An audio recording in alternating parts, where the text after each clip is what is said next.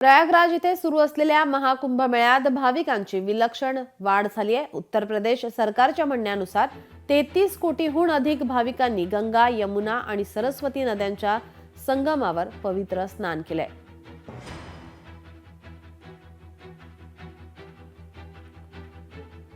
प्रयागराजमध्ये सुरू असलेल्या महाकुंभमेळ्यात भाविकांची विलक्षण वाढ झालेली पाहायला मिळते। उत्तर प्रदेश सरकारच्या म्हणण्यानुसार मोठ्या संख्येने भाविक भक्त या महाकुंभमेळ्यासाठी उपस्थित आहेत। 33 कोटीहून अधिक भाविकांनी गंगा, यमुना आणि सरस्वती नद्यांच्या संगमावर पवित्र स्नान केलंय।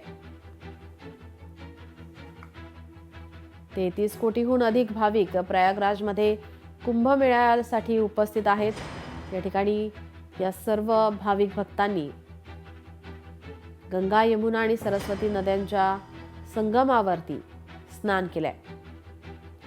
प्रयागराजमध्ये पोलीस प्रशासन आता सतर्क आहे।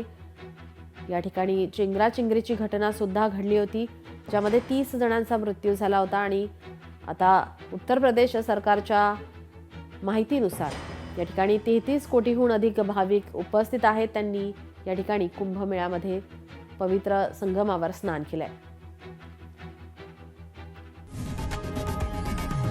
लोकशाही मराठी ऐका, पहा, जागरूक रहा।